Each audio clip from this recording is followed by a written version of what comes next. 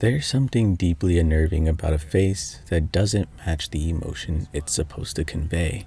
The human mind is wired to detect subtle cues and expressions, and when those cues are off, even slightly, it triggers discomfort. You can't trust that person. This discomfort is the foundation of Who's Lila, a surreal point-and-click psychological horror game by the creators Garage Heathens, with a unique gameplay mechanic focused on facial expressions and fragmented narrative about loss, obsession, and identity. Who's Lila builds a horror experience that's not based on jump scares or gore, but something much more primal.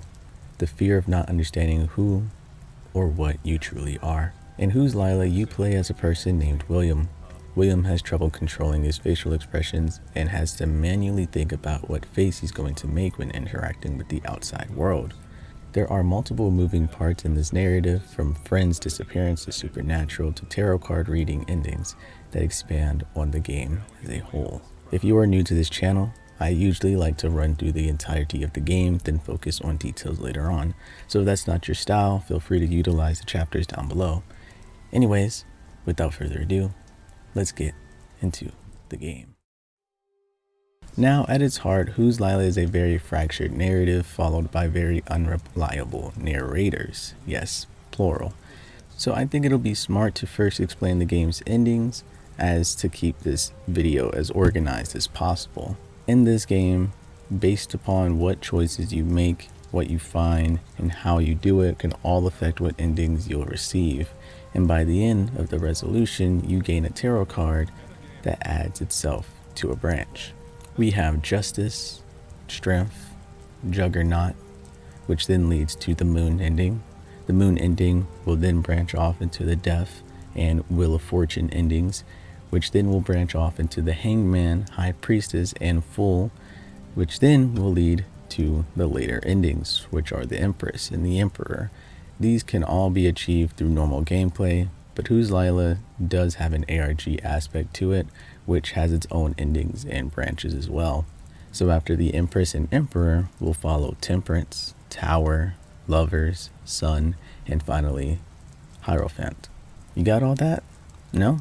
That's totally okay. It'll make sense, so just enjoy the ride. Also, quick thanks to Flaw the Peacock for giving me a nice layout of this Goliath of a game.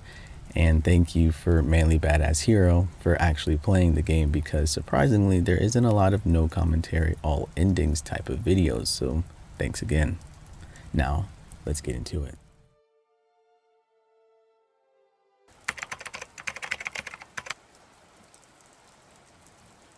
The game begins with William.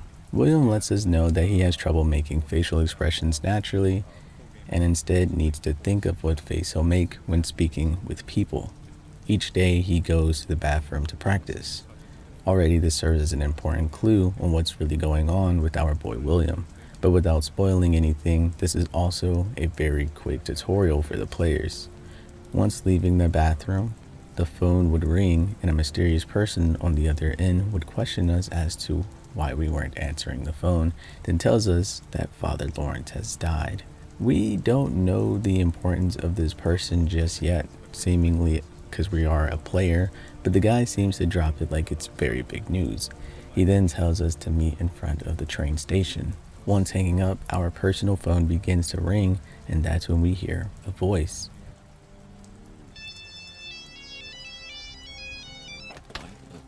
Please. Thank you. Let me back in. He begs for Lila to let us back in.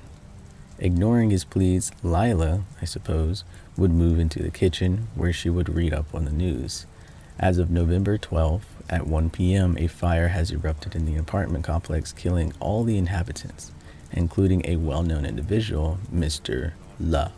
The newspaper cuts, but I'm sure it's not hard to put two to two together. Father Lawrence has died in that apartment fire.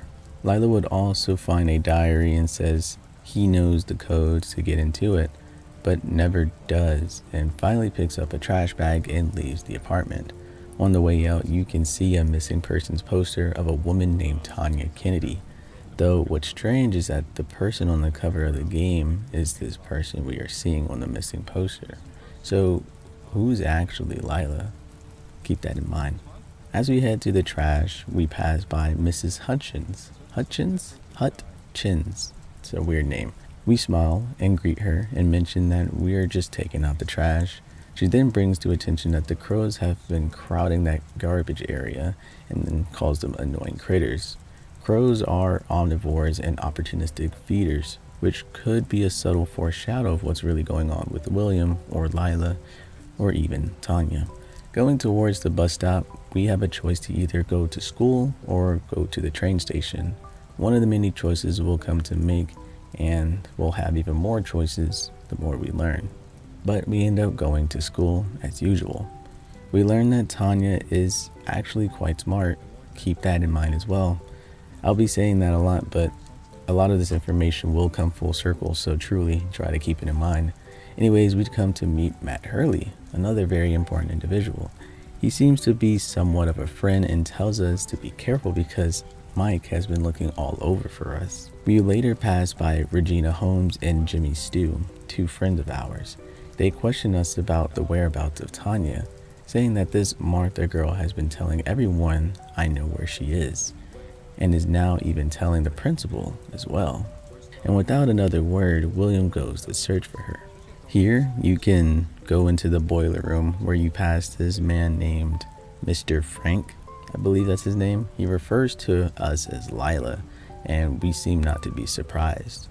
We're not going down this road just yet, but just know that Mr. Frank's got a lot more lore to him as well. He's pretty ambiguous, but he does have a lot of lore. We go to Martha's classroom, but we don't see her. So we bump into a girl named Ellie Cooper, another important figure, but as of right now, just Ellie Cooper. Apparently we met at a party in the past, and she tells us where Martha's class is. And of course, Martha is in the principal's office as of right now, which gives us a chance to snoop and find her apartment keys and her address. Not good. Now again, this is where things could go a bit different. You could just go to the roof and confront Martha, or you can just go to the apartment as well and, well, confront Martha, but it'll be a different ending. We'll be going to the roof though. Speaking with Martha, we are shown William's, or should I say Lila's, true colors as he presses her for information. And I think this is the first time we see Lila, William, whatever, make a facial expression without the player say so. Martha also makes it known that Tanya and I had a form of a relationship, but before it could go any further, Mike shows up. Mike is Tanya's boyfriend. Apparently William and Mike got into a fight some time ago because we were walking home with Tanya and he got mad. Now she's gone for a week, and the last person to ever see her was, well, me. So after Mike calls William a freak again and William successfully rage baits him, he punches him off the fucking roof. Am I about to die? Oh. Oh! Yeah, I didn't do that right. We hear this person named Dr. Hades remark how amazing we are to have survived a fall like that without so much as a broken bone. And then we wake up in a psych ward. In this section, William is able to see a conversation with himself and Lila. In this conversation, Lila mentions how when William takes control, she just simply stops existing, and vice versa, saying it's kind of like sleeping, but without dreams. But then Lila begins to talk about how William's not real. She explains that what makes people themselves are their memories, personality, and so on. But memories can only reside in their heads. William protests, saying that he's not imaginary, and Lila then asks, what's the definition of imaginary? Something in your head, William would reply. This leaves William speechless. Lila would explain that the memories are just shards of differently colored shattered glass, then warns us if he were to look into a different one, he might think he's someone different. There's a lot of he's and pronouns, bro. Just tell me who is who. Now, I'm not the sharpest tool in the tool shed. However, this was pretty heavy. I think I understand it a bit that Lila's not a person, rather a separate personality from William, and William himself isn't even the real him, or at least he has no way to prove that. And this glass metaphor is looking into a shattered mirror and seeing reflections, but none of them are exactly the same. That's my interpretation at least, but I'm sure I'll better understand the further we go in. But back to the route, William walks through a veil, then the game becomes first person. We find a projection showing Tanya's face, and then we take the film, enter a boat, and sail into electricity, and then boom, that's the first ending. Now, after each of these type of endings, I feel like since they're so compact, a big part of Who's Lila is the tarot cards. Tarot cards will tell you a lot about what's happening within the ending. So after each ending that I cover, I'm probably going to have a section where I just explain what the tarot card means and how it relates to what we just saw. And so for this one, in tarot, the Fool is numbered 0, symbolizing the beginning of a journey. It represents innocence, naivety, a leap into the unknown, potential without direction, ignorance of danger. However, the Fool is also a paradox. He is both at the start and the end. He has no number, he has no destination, but infinite potential. In the context of Who's Lila, this tarot archetype becomes deeply ironic. William is not beginning a journey, he's abandoning reality. He detaches completely from the world, from guilt, and even from himself. He becomes a blank slate, just like the Fool, but in a far more existentially horrifying way. The Fool ending occurs when you follow a specific route in the game, make choices that lead William to become more detached from reality while expressing increasingly surreal and unhinged behavior in this path. You have to avoid helping the police. You have to ignore Tanya's fate and write off any responsibility of your relationship with Tanya. Eventually, the game leads to a scene where William, metaphorically and literally, becomes the Fool, as represented by the tarot archetype.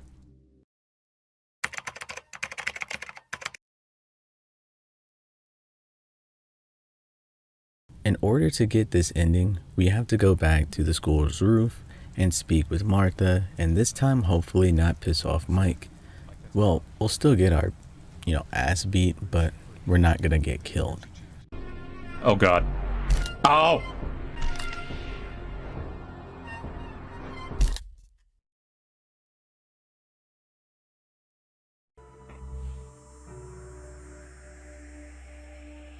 After getting our ass beat, we now need to go to Martha's apartment. After threatening to cut the tenant, we make our way up to the apartment and hide in her closet. The dialogue gets strange. William, or at this point, Lila, calls Martha a bad girl and questions if she has any shame for drying her underwear in her room. But Martha does indeed arrive home, and we spook her. It's a horrifying scene as Martha slowly realizes that this isn't William. She knows this is something else, and this thing has come to kill her. I mean, just look at her face, from surprise to realization to understanding her fate and pure terror. Strangely, Martha asks if we're Tanya, again creating this connection between the two, and Lila gets mad. The name is Lila.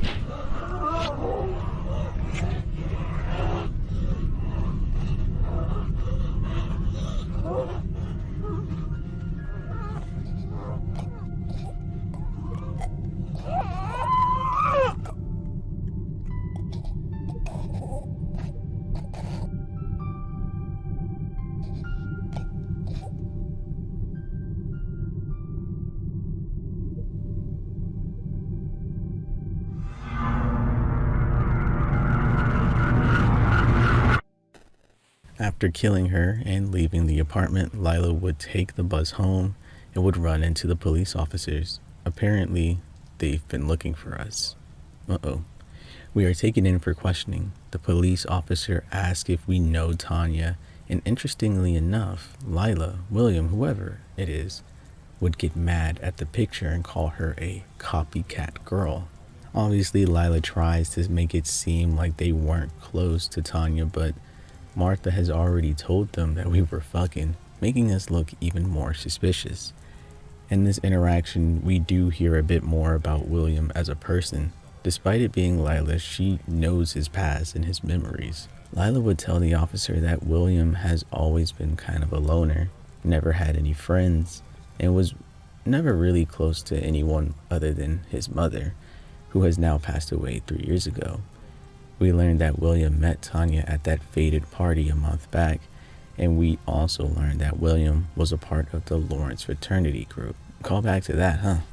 Father Lawrence died in a fire, and we are a part of that group. However, we don't really learn more about the Father Lawrence fraternity thing, other than that they were a close-knit group, and William was unfortunately too low of a tier to be told of the group's end goal. This group is a very, very important, so you better keep them in mind. Like, I know I said that 3-4 times now, but this group keeps coming back and forth. They, like Icarus, they flew too close to the sun. The bad cop would enter and spills on some important details. Apparently, they've been in William's apartment, so they found all type of stuff. So he found all sorts of stuff. One, that Lila is writing about tulpas, which is something supernatural. It's hard to explain, but from what I could gather, it is basically an entity that allows for the connection of realms, I suppose. I don't know just yet, but like I said, I will refrain from looking on a third-party website to figure that out. I just kind of want to learn from what the game tells me. 2, that Lila was doing something with mushrooms called Teth mushrooms, and she made it very clear that she cannot let them know about it. Interesting. And 3, we get a flashback scene where William asks if Tanya is Lila, and we totally fucked Tanya, by the way. But more importantly, William was so detached he couldn't even tell the difference between Tanya and Lila at that point. The cops then are phoned in a crime. Martha has been killed. The tenant called the fucking cops. We get a post-credit scene where we finally meet Detective Yu. He seems to have met Lila before and wishes to find out what she truly is, or who she truly is. But he says he won't speak here, and rather a place used for saving. And that would bring us to the end of the Justice route. In tarot, the Justice card represents truth, fairness, legal consequence, balance, and accountability, and the idea that actions have consequences. I'm sorry, I'm just thinking about the meme. What will you learn? What will you learn? That your actions have consequences! Oh my gosh. But in Who's Lila, the meaning is warped. Truth is revealed, yes, but it's revealed by someone without remorse. Justice is done, but it feels sterile, empty. Balance is restored, but not within William, only externally. This reflects one of the game's biggest themes. Justice is not healing, it's exposure. Lila never truly showed any emotion during this ending. He doesn't cry, panic, confess, or grieve. He guides the police like someone pointing out where they left a bag of groceries, not a murdered classmate. There's no moral awakening, just procedure. This turns the idea of justice into a hollow shell. Yes, the law acted, but has anything actually changed within William or Lila? Or is he just playing the part of someone helping? The ending may represent the symbolic idea of being found out. Lila doesn't face prison or punishment in the ending, but now the world knows what he knows. The facade breaks. Justice here isn't just about Tanya. It's about the mask that William, that Lila, has been wearing crumbling. But the most disturbing part, Lila's still smiling. That empty, mechanical grin.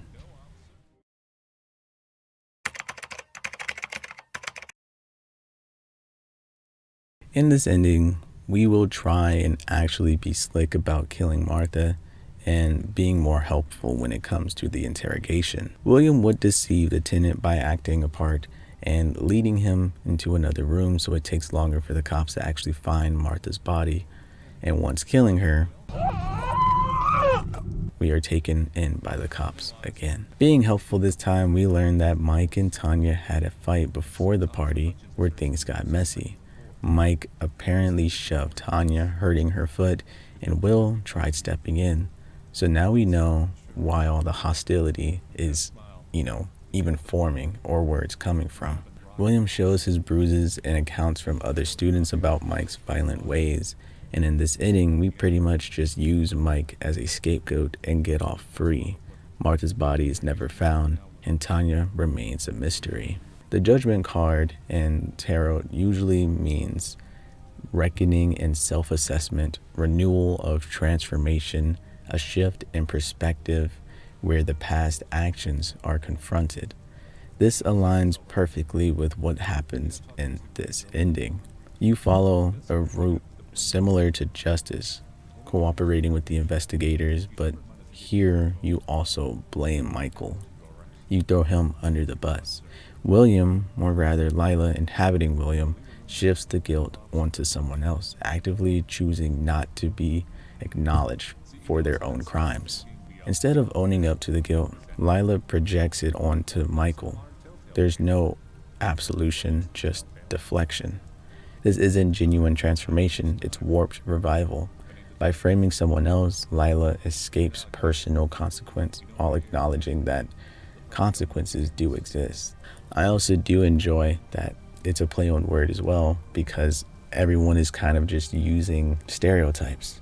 They're just judging a book by its cover, and I think it's very fitting that the word judgment and judging a book by its cover are the same. They're shifting all the blame from one individual and looking at someone who looks apart, and where you can judge by a cover, where you can judge by accounts. And it's kind of just like The Boy Who Cried Wolf. This one time Mike is actually serious. He's in the good.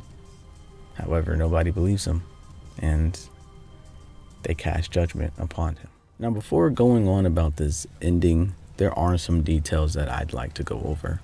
Firstly, if you played the game, then you can just speak to Detective Yu in his office in the saving menu and get more insight on the endings and whatnot. I don't plan to cover every single one, but I will reference them sometimes in the future. Just wanted to give you guys a head up on that. And secondly, once getting the combination from the Steam page, you are actually able to get some juicy lore on William's diary. Reading, we can see from July to early December, a string of events will take place. July 13th. Firstly, we see how William has recently joined Father Lawrence's fraternity and how William is mostly clueless at this point. But then July 14th, some time passes and we are told that the fraternity and Lila have some strong connections to one another. It's displayed that she was somehow summoned by their doings over there. September 12th, William and Lila have a strong connection, which the others warn, but he takes lightly, thinking of it as jealousy. September 15th, William is ready to undergo some kind of plan, but starts to get cold feet due to Lila scaring him. However, he still tells her that he loves her. Then, November 20th, William meets Tanya, and she looks just like Lila. This messes him up a bit. And so, December 3rd, the diary just repeats that it's time, over and over and over again, likely when he killed Tanya. This shines some light on who or what Lila is, and that quick flashback we saw in the Justice ending where William point blank asked if she was Lila, showing just how confused and out of touch with reality he truly was. But anywho, let's get back into the story at hand. Redoing everything the same, talking with friends, talking with Martha, killing Martha, and ending up at the police station. This time, if you are sad throughout the entire interrogation, we learn more about William's life story. and how he could have been so easily manipulated by Lila. He would tell the good cop, the black cop, about this time when he was 15 years of age. He had a crush on this girl named Annie. The mother never liked the idea of this girl and told him how she felt. He disagreed, as teen boys do, and ignored his mother's wishes until she just kind of stopped mentioning it. He brought Annie home one day, and the mother sat them down at the table and just began to say very hurtful things about both of them. It was enough to bring him to tears, but even still, she went on, saying more disgusting things, all the while looking straight at Annie while doing so, saying things like, naughty, naughty girl. Even despite this, he still loves his mother and misses her. Then the bad cop enters. He says how today they found a girl's torso in his garbage. He believes it's to be Tanya's, but you're still getting DNA tests. And he also believes that William is the one to blame. What I find interesting here is that I have to keep in mind that all these endings are true in their own right. In this route, it seems that Lila isn't in control and that William is. So when he is questioned by all of this and is being very truthful until points begin to connect, he finally realizes he didn't kill Lila or Lila hid the truth, because remember, from the full ending, whoever is in control is simply not existing, sleeping without a dream. But William understands. He finds the strength to confess, stating he killed Tanya. Now, the core meaning of the strength card is usually inner courage or self-belief, calm control over emotions and instincts, compassion, empathy, and grace under pressure. Overcoming challenges through patience and understanding, not aggression, and the ability to tame the beast within, whether it's fear, anger, or guilt. In imagery, the card often shows a woman calmly taming a lion, suggesting the unison of the softness and power. She doesn't conquer the lion by force, she soothes it with compassion. This symbolizes discipline over raw emotion and the strength it takes to face adversity with a peaceful heart. In the game, this ending reflects William finally allowing himself to feel the pain and sorrow. If we interpret Lila as a repressed identity, a guilt memory, or a fragmented self, then strength is the moment where William stops suppressing her and embraces the emotions he's been avoiding all game. Rather than brute force or mental detachment, emotional honesty becomes the ultimate strength.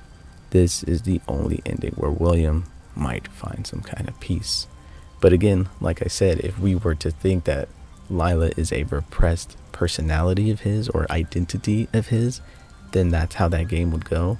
But when speaking with Dr. Yu, we actually learn more. They don't really explain it, but that was truly William in that ending. But somehow William had taken control and used the strength within to come to that conclusion that he's the one that did it, which kind of makes us wonder. It isn't just like a controlled type of thing. It is impossible for Lila to control William all the way. It seems they both share the piloting of that body. It showed a bit of weakness from Lila.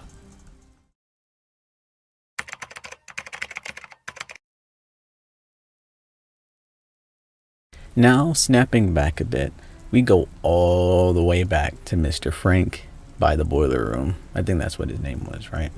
The one that spoke to us as Lila, not William. He tells us that beyond the door in the boiler room, to follow the music to get where you need to go. And after a stupidly long time of me trying to figure it out, we find death. Oh God.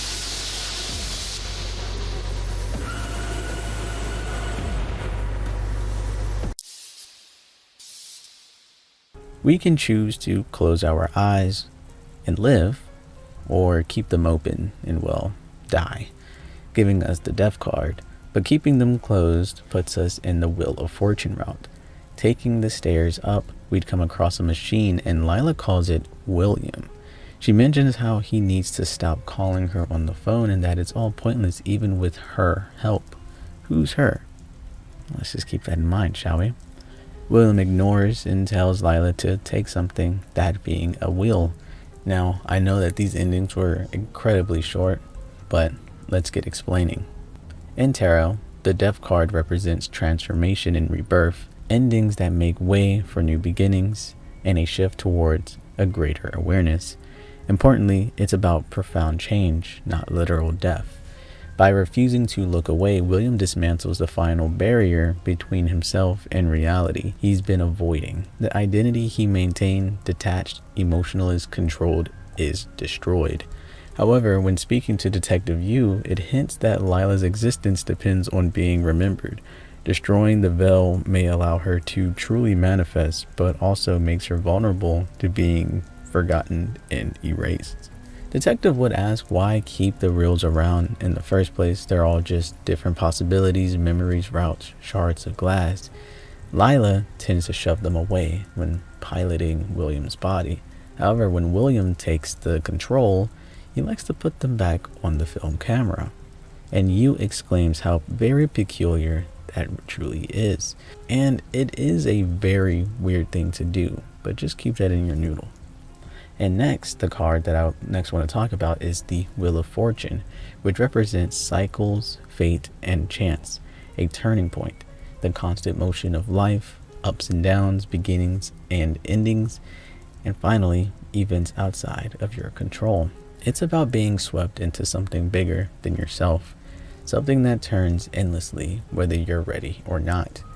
In this ending, Who's Lila leaves behind the concept of a single clear story. Instead, the game loops on into itself, blurs the distinction between William and Lila, and implies that every ending is a part of a cycle, not a destination. This echoes the idea that everything in the game is happening simultaneously, as if the player isn't guiding a character but spinning a wheel of possibilities, and no matter what you choose, the wheel just keeps turning. The Wheel of Fortune ending is a meta horror twist. It says you can keep playing, keep exploring, but you'll never leave the cycle. William won't, Lila won't, and maybe neither will you. You're not solving the story. But I am, though. I swear to God, I'm going to figure out what the hell is actually going on here. When I tell you Who's Lila is probably one of the most intriguing games that I've seen in a long time, I'm going to figure out something. I'm going to have to understand something. I'm going to have to deconstruct the way I'm thinking and reconstruct it like Isagi and continue to adapt and understand what the story is trying to tell me. Anyway, let's get into the next route, shall we?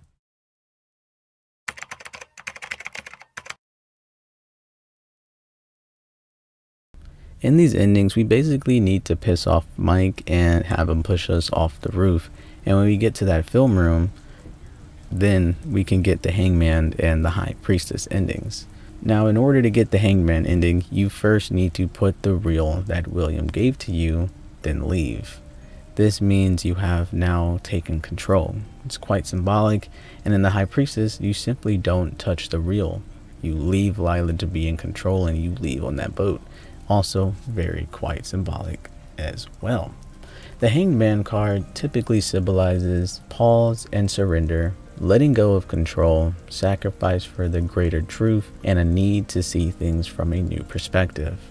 Importantly, this card doesn't represent death, it represents waiting, self-sacrifice, or being caught in a state where action is impossible, but insight is possible. The ending starts with Lila falling and then hanging in a surreal state, caught between worlds, school, hospital, forest. It invokes a moment of limbo where William or Lila is neither fully alive nor fully gone. But choosing William's reel over Lila's, the ending suggests that potential integration or coexistence of both personas. This isn't triumph over one identity, it's a reluctant acceptance of both. Now, for the High Priestess, this usually symbolizes hidden knowledge, intuition, and mystery, the unspoken psychic insight and subconscious, a feminine archetype that bridges the worlds of seen and unseen. Choosing not to remove the reel means you're allowing Lila to stay broadcasting. You're letting her remain present in the projector and in William's mind. It's an act of sustaining her existence, not erasing it. This ending doesn't answer who Lila is. Instead, it clearly suggests that some truths are meant to remain hidden.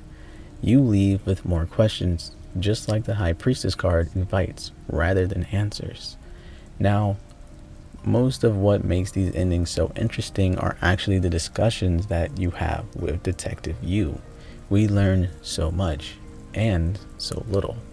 Lila explains when he took her reel off the film, that was just simply a small part of her, and in some way, him doing so made Lila react by trapping him in that machine that we saw in the Wheel of Fortune route. She also lets in on a detail that She also lets in on a detail about Tanya and how she resembles her just a little bit, but there is a deeper connection between the two.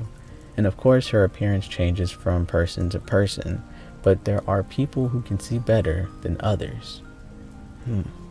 I wonder if we're going to meet such people.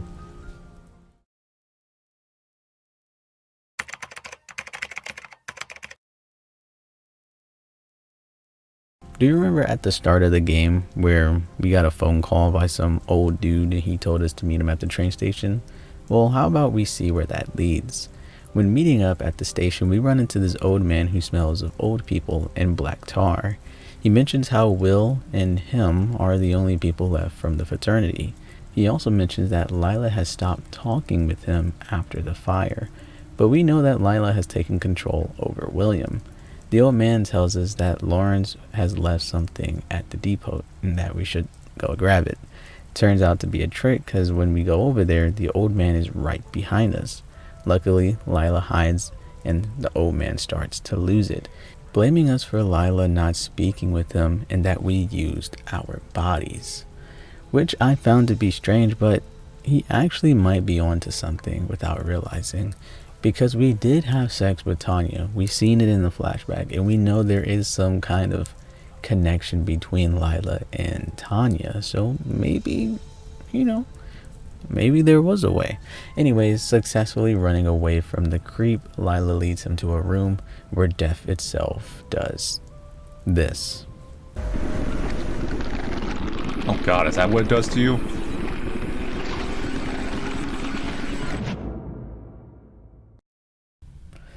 Lila asks if the Empress is satisfied, and she calls her a naughty, naughty girl. Something William said about his mother. So could it be that in the ending, William was never present and that it was Lila speaking about her own mother? Or could this just be another case of overlapping, as everything does seem to happen simultaneously?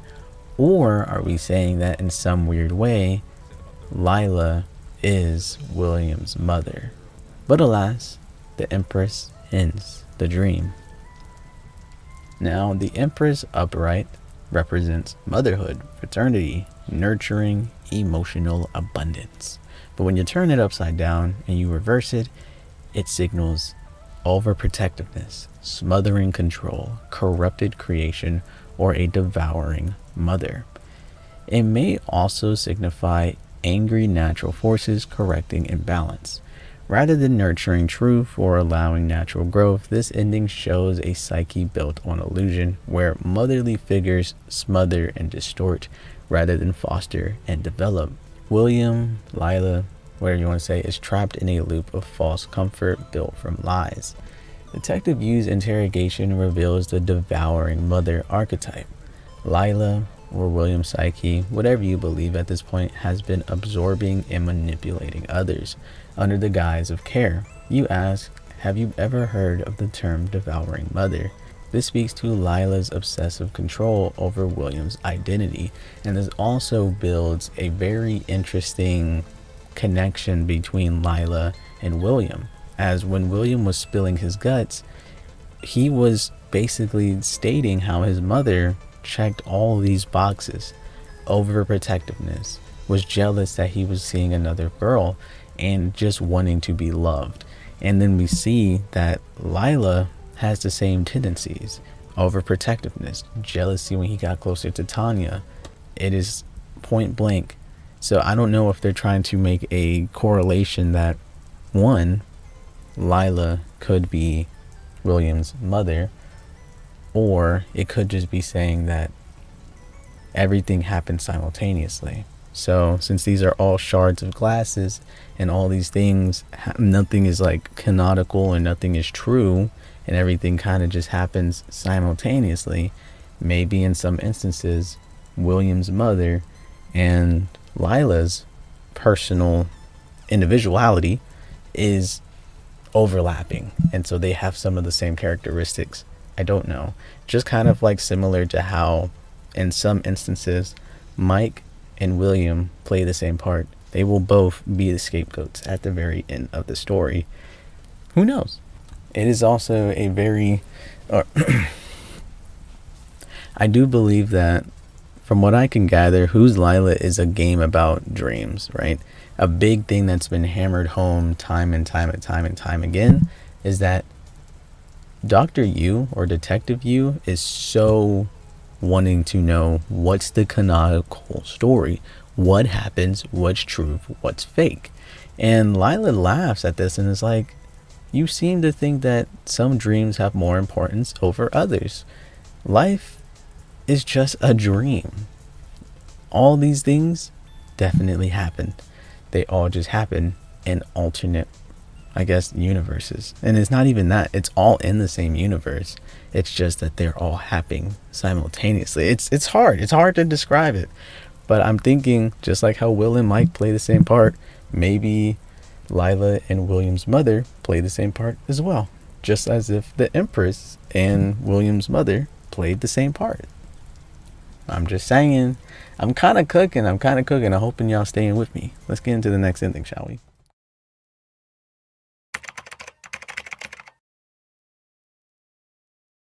The moon ending is quite long compared to the other ones because we'll need to travel all the way back to the past. Travel back to that fated party where everything changed, the catalyst of this entire story. When starting this route, we can tell we are indeed William, as he is a lot more shy. He explains that this is the first party he has attended in his new class and is pretty shy, but all the same excited to have even been invited. He speaks with Matt, the host of the party, and heads inside.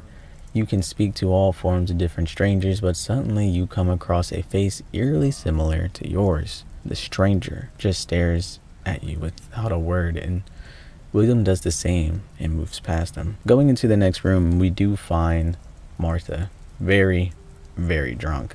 You check on her, and she is disappointed that this is their first meeting, but she just apologizes anyway. She drinks herself silly because a guy she likes, Danny, sucks ass, and William can find some relatability in that.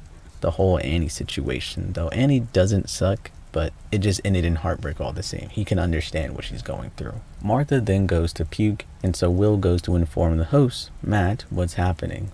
When entering back into the party, we come across Tanya Kennedy herself. And goddamn, why is she so fucking tall? I myself, as a 5'5.3" king, could never. Anyways, Tanya says hello, and William is extremely awkward.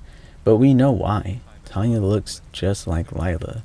Ellie, Ellie Cooper from back in the day, from Route 2 or 3 at this point, basically is Tanya's friends, and ask if Martha is upstairs, and she just wants to know where Martha's at. We tell them we helped her to the bathroom earlier, so she's probably still there. And when going upstairs, we have a room full of people: Ellie Cooper, Martha, Mike, and Tanya. What can go wrong? Things start out fine. Everyone's happy that Martha's doing better, and Mike has no reason to hate us. He's chill. It's kind of crazy. But Tanya decides to split from the group, making Mike feel ignored, saying how they never really hang out anymore, and Tanya just calls him by his last name. Big Boy is in trouble. She leaves the room, and Will follows after her, along with Mike. Mike, seeing the two of us, gets mad, saying how she'd rather hang out with a creep she just met than her own boyfriend. Then he storms off in anger. She tells Will not to hold it against him, and that he really does care for her, which kind of makes this even harder.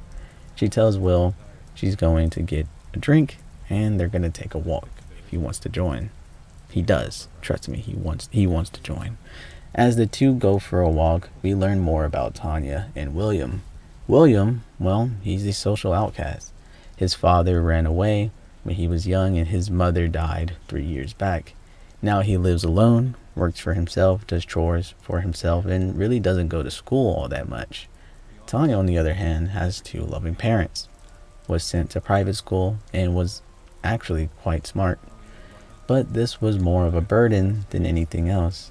It gave her so much anxiety that even when doing something right and being the prodigy that everyone claimed her to be, all she could think about is what will happen if she fails the next thing.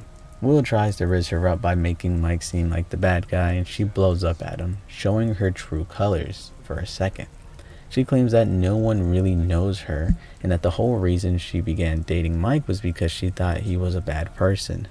Turns out he's an amazing guy. Tanya hates herself, and Tanya just takes a smoke break and things calm down a bit.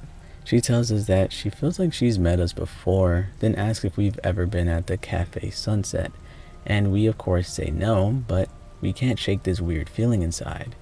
Remember, this happens simultaneously. All dreams are equally as important, so it could just be that they are tapping into something more eternal, if that's the word I could use. Despite that, the two begin to slow dance. Sure hope Mike doesn't see us right now.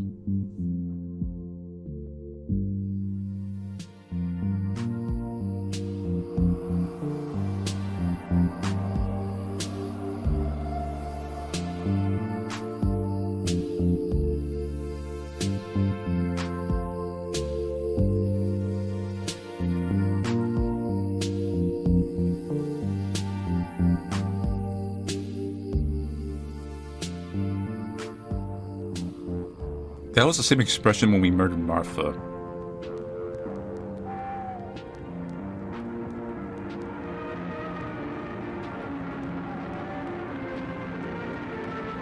Also, an owl flash. If you know Twin Peaks, the owl is not a good thing.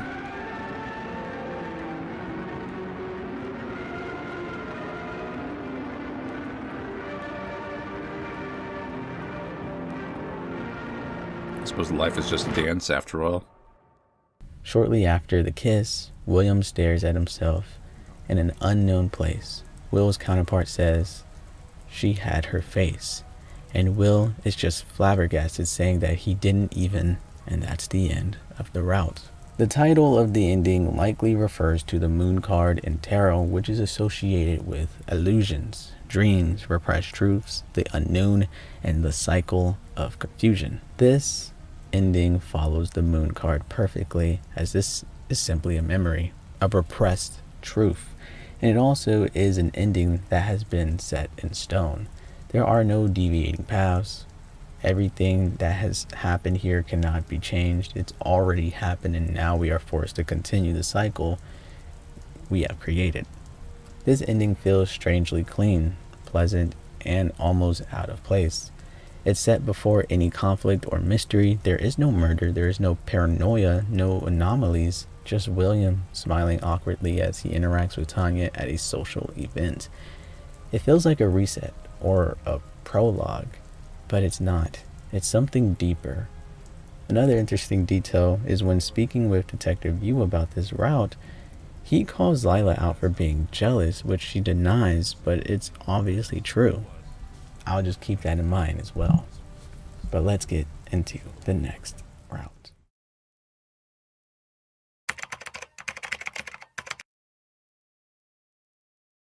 In this ending, Lila heads to the apartment that has been burned down not too long ago. And when heading inside, the apartment is filled with ash and dust. However, looking around, we are able to see that a book that has been untouched by the flames. Inside it has instructions to do some spiritual shit, and when doing so, we're back in the forest area from the Fool's ending. We then walk up to this lifelike statue that feels like a mirror when you stare into it. Suddenly,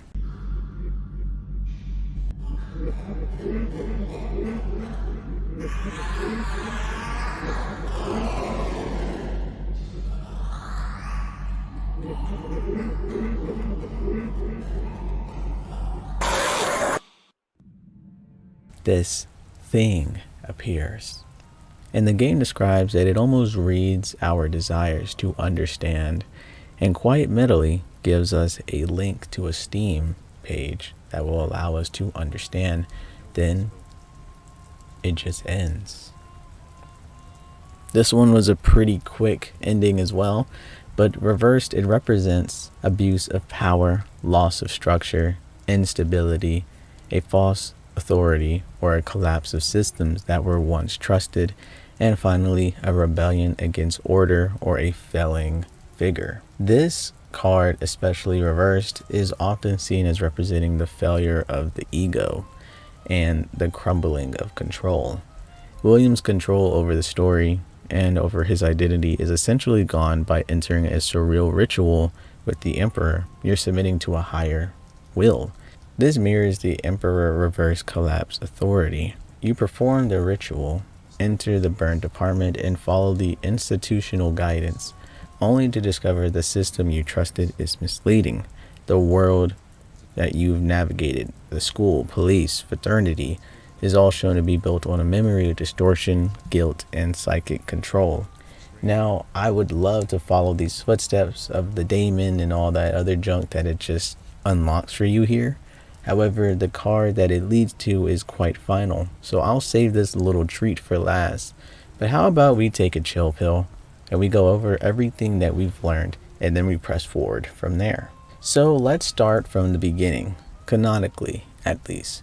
We know William's dad ran off and Will's mother died 3 years before the game starts, leaving him in a really, really tough spot. In this time frame, William changed schools and didn't really show up to classes all that much because he was becoming a member of the Father Lawrence thing. It started fine. He was questioning a bunch of things, but he still stayed there. But then he figures out that he actually has a very strong connection with the very being that they summoned, Lila. From there on, he was on a higher tier, but they were also quite jealous that William's Topa was the same as Lila's. Forwarding to the party, Will sees Tanya and she looks just like Lila. They have a connection, and when Mike gets a little physical, Tanya completely ends things with Mike. This also is more than likely what caused her to sleep with William in the first place, but William had already have not been in the greatest state of mind.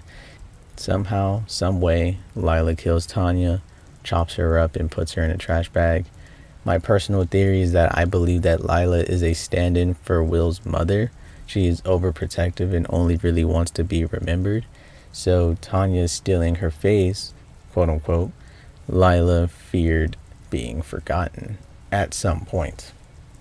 Since all possibilities happened simultaneously, Will found out a way to get his body back and erase Lila for a bit, though that was only a part of her, and she turned William into a machine unable to do it again. More on Lila though. Lila seems to be an entity that exists in a different dimension, a being that can only survive from being remembered. She existed long before humans, along with her mother and the Empress and her father, the Emperor. And of course, the rest is history. Lila has now fully taken control over Will's body and goes to kill Martha and is pretty much caught any way you look at it, but chooses to use Will as a scapegoat by either being framed for Tanya's death, Martha's death, or simply feeding off of his life force. It's terrible, but there are some things to keep in mind moving forward and some things that I'm still pretty much wondering about. So one, why does Lila look like Tanya? Doesn't seem that the two of them knew each other before the game's events, because Lila seemed to be very upset at this copycat girl, and Tanya, for obvious reasons, doesn't know who the fuck Lila is. So, what is happening? Two, does Tanya tap into some supernatural powers? Is she the her that Lila referred to all the way back in the Wheel of Fortune route, where he was saying even with her help, you're not going to be able to get your body back? Three, who is Lila? Is it William's mother, a broken psyche of William, or an entity outside of our realm? I'm personally thinking it's an entity outside of our realm, but it's also, since everything is simultaneous in our realm, why not take that same notion and put it in a different realm? Maybe. So that could also be another thing. It could just be like, you know, the whole phenomenon of every universe having a galaxy, and then in those galaxies, more galaxies happen, and that's why it's called space. It's just infinitely expanding forever and ever, because in every galaxy lies a universe, and in that universe lies another galaxy, and in that, you know what I'm saying? So why can't that work the same way with this? If we are saying that everything in this game's events is all in the same realm, and it's all just happening simultaneously, why not to say that that could be the case wherever Lila came from? Maybe dreams work very similarly there as well. And finally, what was Father Lawrence's plan for Lila to begin with? Why summon her? What did they want to do? Was it just egotistical power struggle, or was it something else that they were going to try to weaponize Lila for? But those are the big questions that I have. And there are things that we're going to get into, but honestly, it gets very ARG. So I'm a little tired, so why not let's take a little break. Me and my girlfriend, we went out somewhere to get blind boxes, and we did an unboxing video, and I kind of just want to, I do what I want in these videos, I'm not gonna lie, so just watch it. If you don't want to watch it, skip, but it's a really good thing, and I'm not gonna lie, I got some good shit. Why not you guys watch it? So let's get into it. Okay, so we got Sweet Hut. We do. I got the milk tea. Oh, that's just what it's like. What's a milk tea though? It's called the Sweet Hut milk tea. I wonder what's in it. And I got a meat bun on the thing. I think it said it was a pork something, and it said it'll melt in your mouth. I like things that melt in my mouth. You what? We went to Tesso. We don't know got what Tesso paid. is. What's Tesso? Tesso Life is, I don't know, it's just this. It's an Asian department store. She doesn't know what she's talking about. Has a bunch of mystery boxes or blind boxes, whatever you want to call them. And Labubu. What'd you get? You That's not all I got, but Okay. it seems like you wanted to- No, yeah, you're right. So, you know what I'm saying? I got the easy Nancy's Dream. Nancy's Dream, bro. Look at that shit.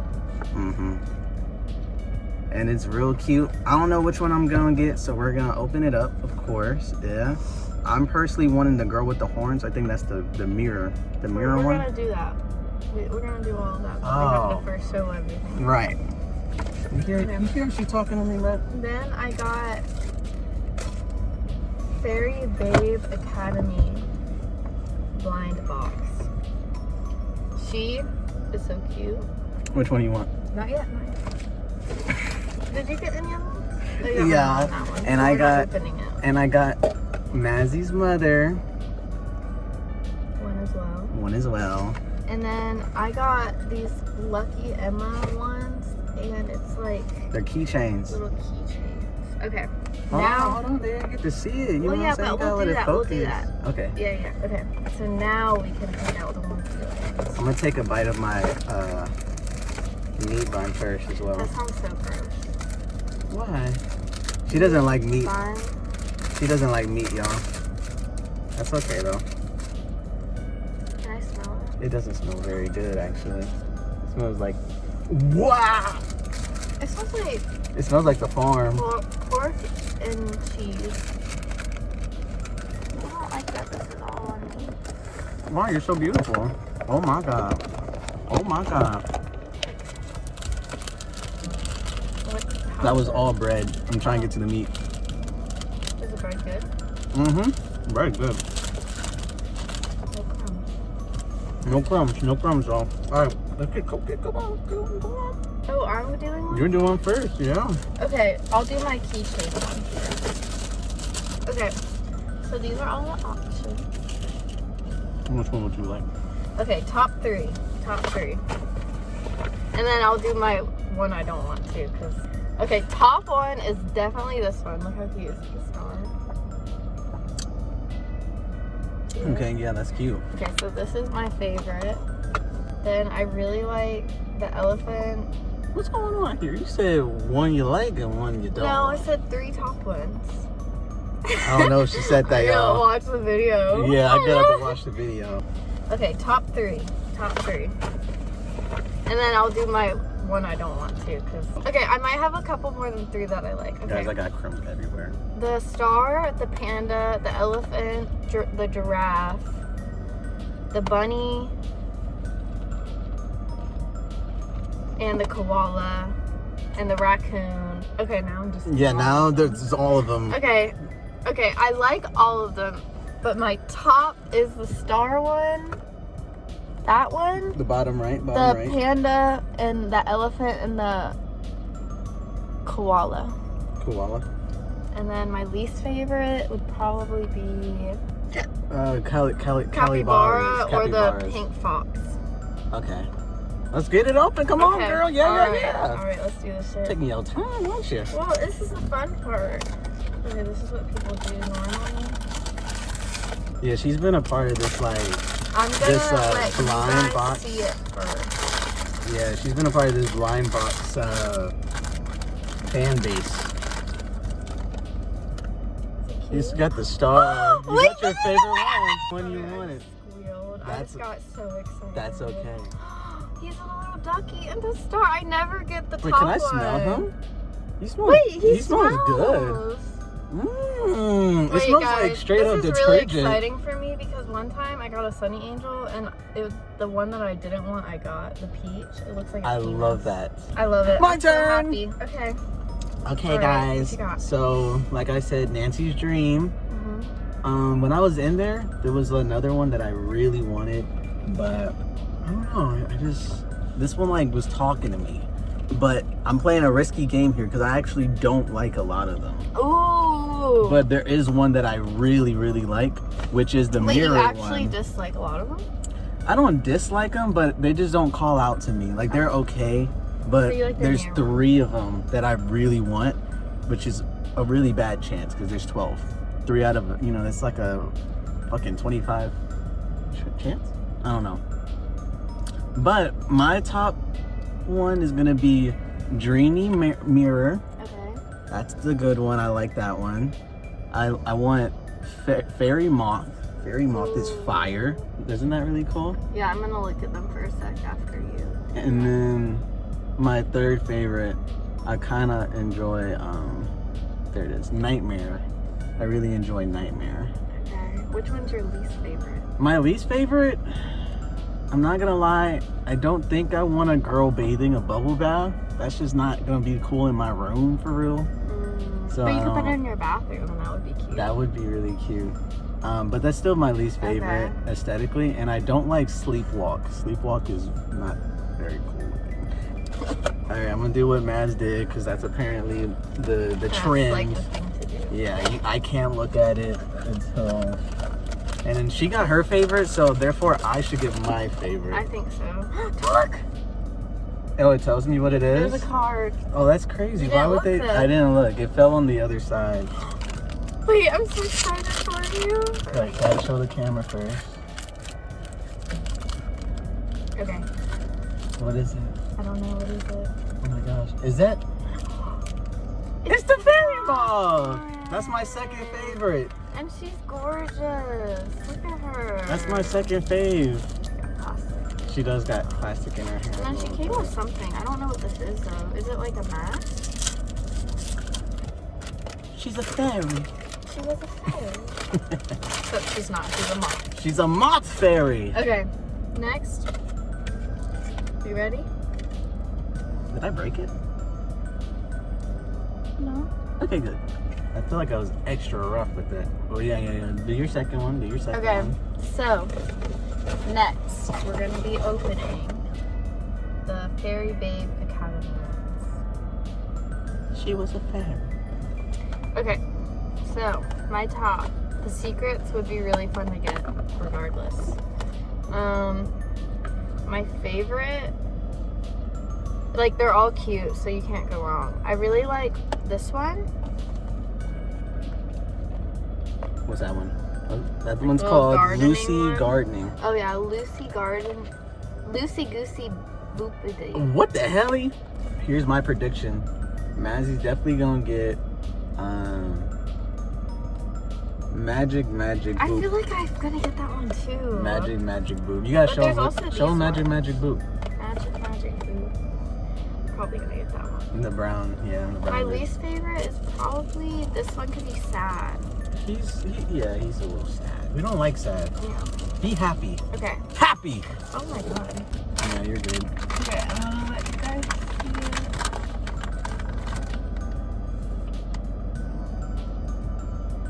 What did you think you get, baby? I don't know. What is it? What is this one? I think that didn't you say there's a mystery? Oh, this you is gotta the build fire it. one. That one. Oh, nice. He wasn't my top, but I didn't dislike him either. He's really cute. The fire one right here. So we have to build it. So this goes on his head. And he's like under a leaf. She's so cute. That is really cute. We love her. Once we figure out how to construct her, of course. Yes. I'm very happy. These are adorable. These were great. I liked it. We will probably be okay. All right.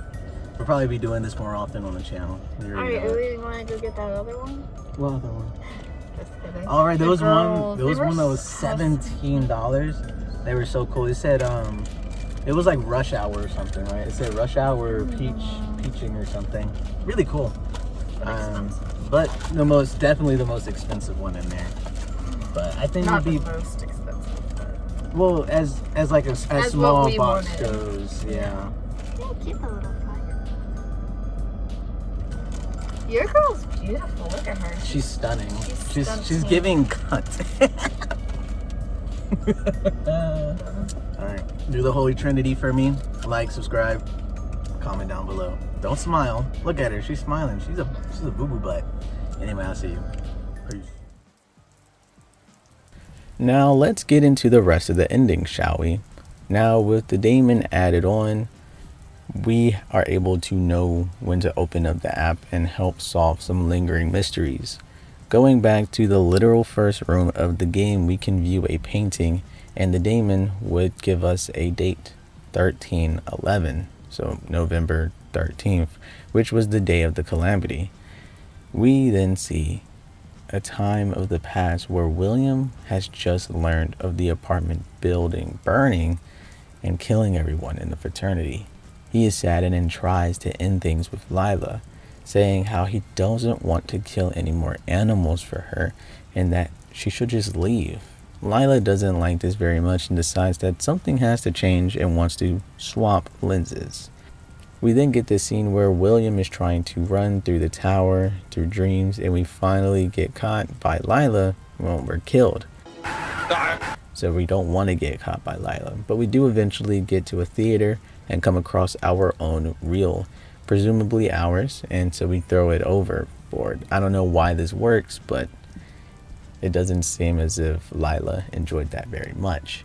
Now, the tower card in tarot usually symbolizes sudden upheaval, destruction of false beliefs, revelations through chaos, and the shattering of lie illusions, and sometimes even divine punishment or karmatic correction.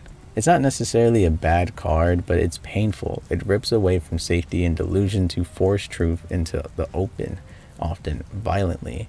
This relates to the card because Lila finally shows her true colors, destroying his delusion that she was meant to help him or even loved him the same way that he did her. It's sad seeing William so very scared of something that he thought loved him, quite similar to how he viewed his mother. But a mother would never bring their son to tears and selfishly keep them from making connections from the outside world.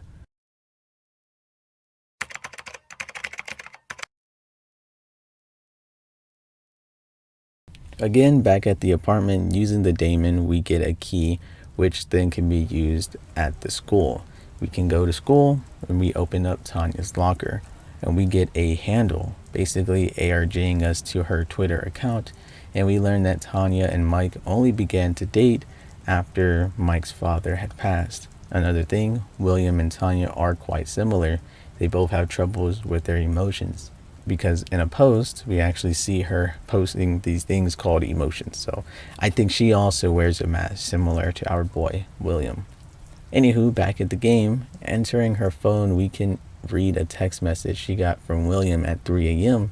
telling her not to come and that he never wants to see her again. Obviously trying to save her, but it did not work because Tanya went there anyway. Another piece of information we get is Tanya's apartment address, and when going there, it's flashback time. When Will and Tanya hook up, William completely breaks as he realizes he doesn't know or remember who Lila is, despite feeling as if he should. Then boom, Lila takes over. The game kind of resets, but Will stops himself, stating that something's off, something's wrong. And when entering what should be the kitchen, we see a scene.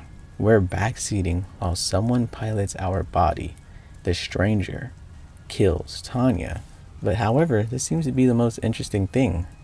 Before Tanya dies, Tanya seems to be one of those people who can see better than most, and she realizes that ain't Will. And that's interesting because if that stranger is Will, but with someone with better eyesight than others, that's what Will looks like to them when Lila takes over. And that it just kind of puts everything in perspective when you take a stab back at it. Where are you saying, like, when William went to the party, Lila was there as well, just in that weird form? I don't know. It's all over the place, man. It's pretty cool. It's pretty cool. Hello. All right. So this is post editing Yuri, of course. When I was watching whatever just went down, and also it's 5 o'clock. 5 o'clock is as soon as the sun hits here, the blinds go crazy. So I'm sorry for the lighting. But I was watching the video because I'm editing it, and it came to me where I was a little confused on that whole scene, and I would like for you guys to explain it. But after sitting on it for some time, about 2-3 days now, and really just thinking upon what is the stranger, it's never really been 100% explained, even after I completely finished the game. However, what I think it is it has some form of correlation, because notice the placement. You have Lila, who seems to be out of Will's body, and then you have William watching the scene while the stranger and Tanya speak. So to put it like this, Tanya cannot see Lila, but Lila is speaking with Will. So William can see everybody, Tanya can only see the stranger, and Lila can theoretically see everyone as well. And so that means that Lila and William are on the same realm, or at least are saying the same things, while only Tanya can only see what's in front of her, the stranger. And I was trying to think, like, why would they put Lila and the stranger in 2 different realms, or 2 different, like, existing bodies? But now that I'm thinking about it, when you go to the Emperor Reverse card, it is the same thing. It is the stranger for a second, and then it morphs into something more. So are we saying that the Emperor is the stranger, and the Empress is like the boiler thing, is death itself, right? Is that what we're saying?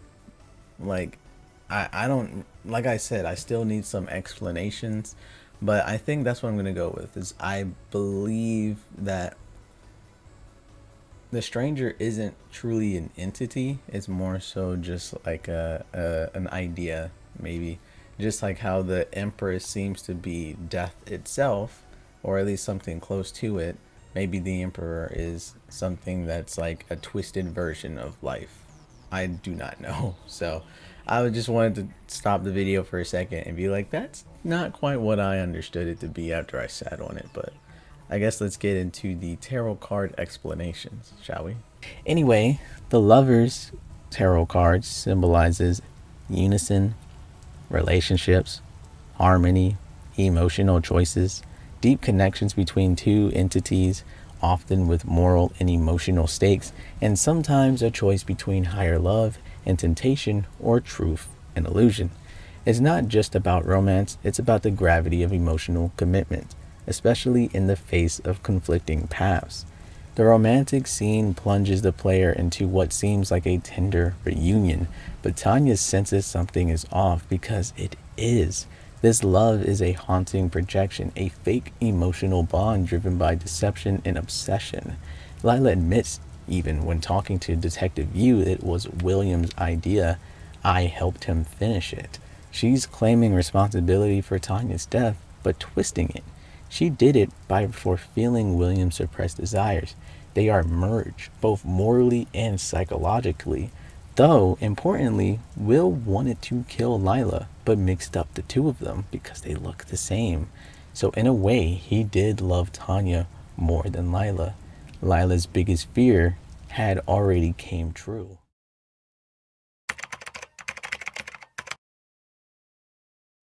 The Sun route is next. On Tanya's Twitter, you can actually find an address on Mike's father's funeral post. Once putting it in, it takes you to a sun-drenched cafe. Here we learn that basically Detective Yu is a stand-in for us, the player. It's a play on words, Detective Yu. Not just you as in like a Japanese name, but you. Saying stuff like it's up to you to decide. But we also learn that Lila can only feed off of suffering and pain, and that she will die if no one remembers her. Kind of like the rise of the Guardians, how Jack Frost was literally disappearing because nobody believed in that man. Once leaving though, we can go to Detective Yu's office and we get another ending.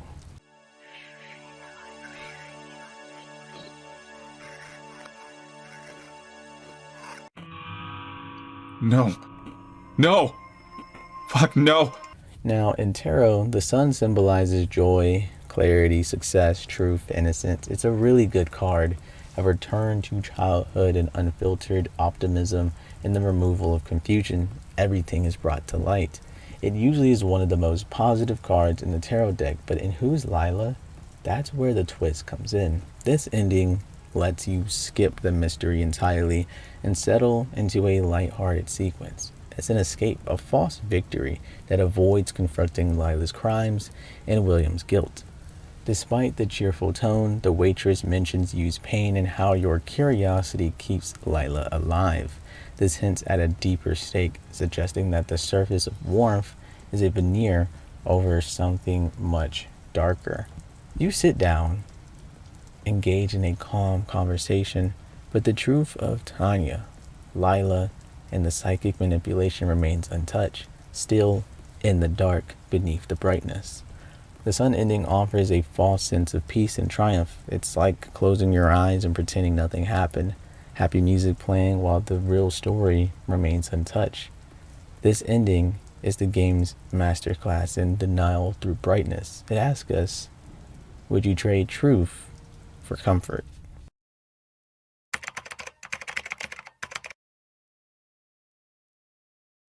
I mentioned this earlier. When you go see, I think, the Emperor, he basically is like, hey, you desire more? I understand you, and gives you a demon or a daemon, whatever you want to call it. And the daemon helps you find little mysteries. The only way for us to truly understand the daemon, or not the daemon, but truly understand this ending and what Lila is and how she came to be and where she came from, we first need to get a little bit more into what Father Lawrence was up to. You must use the daemon, and when going to the burnt down apartment, we find a phone. With the daemon's help, we can finally contact Father Lawrence.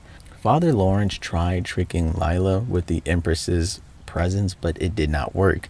And due to his egoism, he killed his followers and now has made William suffer. He gives William a 3-digit PIN to get into his computer, and that's where we learn so very much. It is a shit ton of information, and so I really only wanted to scope through small little details to make sure that we were all on the same page here, but I'm pretty sure I might have missed something here. So if you guys understand this game way better than I do, like I said, please correct me if I'm wrong, but this is only my interpretation. I did not look at any third party. No, I didn't look at no explanations. I truly wanted to tackle this blind and understand this blind. But here we go.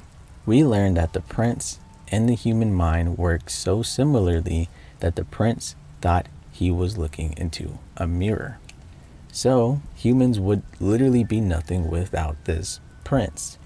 This part gets a bit shaky from my understanding, like I said, but more information about Lila is that Father Lawrence summoned her in order to use this person, this thing, as a vessel of sorts. Go figure, because that's what Will ends up being for Lila. The passage goes on to explain that Father Lawrence and his group of people were very careful of who they wanted to try to summon, as certain entities require more than others, right?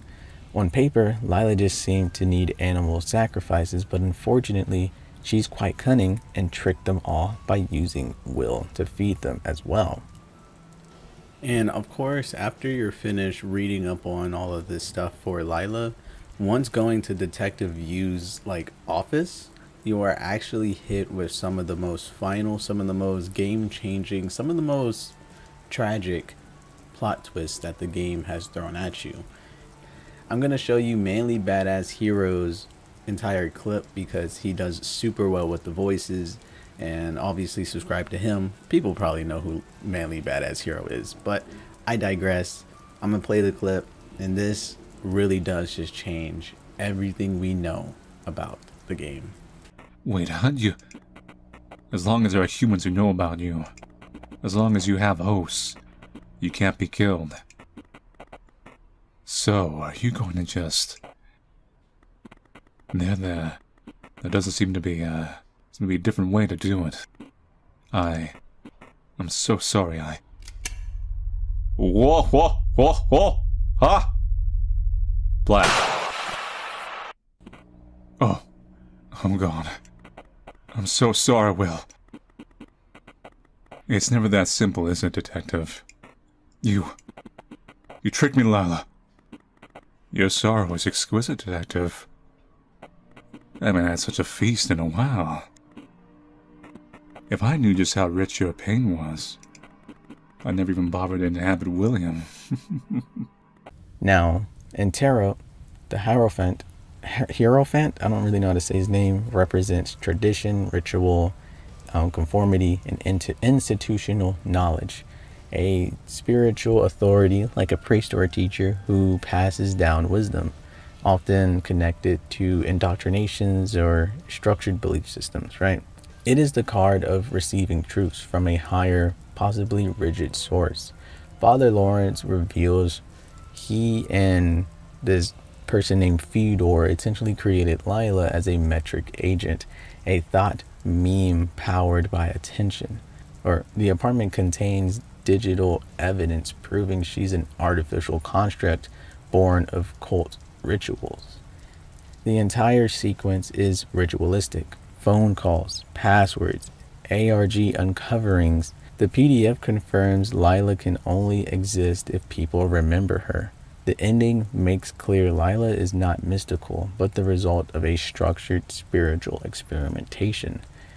Afterwards, speaking with Dr. Yu in his office, it is discussed that Lila is a construct of intersecting human minds.